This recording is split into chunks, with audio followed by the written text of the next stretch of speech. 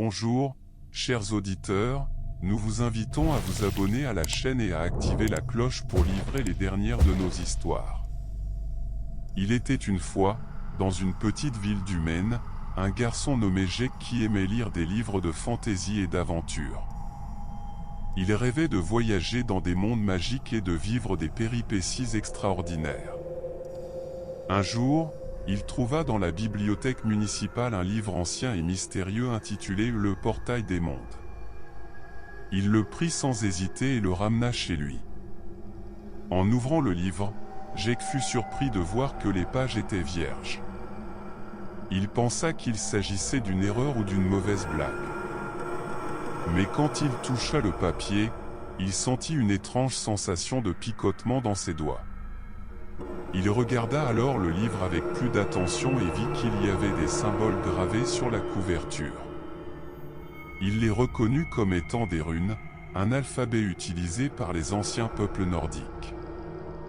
Jake se demanda ce que signifiaient ces runes et s'il y avait un moyen de les déchiffrer. Il se souvint qu'il avait vu sur Internet un site qui proposait un traducteur de runes en ligne. Il alla chercher son ordinateur portable et tapa les symboles sur le clavier. Le résultat s'afficha à l'écran. Le portail des mondes. Ce livre est la clé qui ouvre la porte vers d'autres réalités. Chaque page est un monde différent. Chaque monde a ses propres règles et dangers. Seul celui qui a le courage de franchir le seuil peut découvrir les secrets cachés derrière chaque histoire. Mais attention, une fois entré dans un monde, il n'y a pas de retour possible. Le seul moyen de revenir à la réalité est de terminer l'histoire jusqu'à la fin. Et si l'histoire se termine mal, c'est la mort qui attend le lecteur. Jake resta bouche bée devant ce message.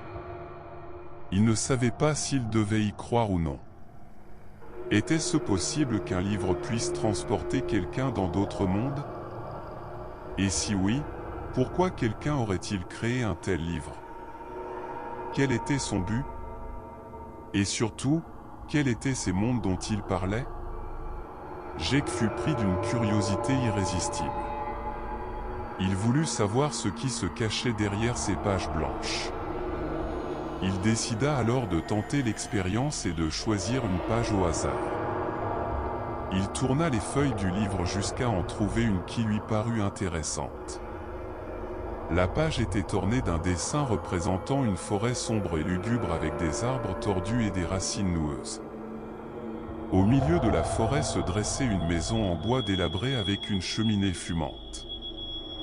Sur le toit se tenait un chat noir aux yeux jaunes qui fixait Jake avec un regard malveillant. Jake sentit son cœur battre plus fort dans sa poitrine.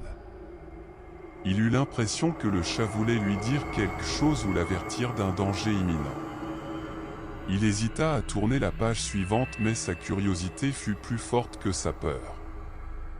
Il tourna donc la page et vit apparaître en lettres rouges le titre du chapitre. La maison hantée. Il lut ensuite le début du texte.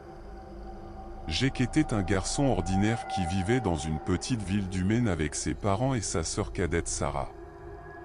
Jake fut stupéfait de voir son nom écrit sur le livre. Il comprit alors que c'était lui le héros de cette histoire. Et que cette histoire allait être terrifiante.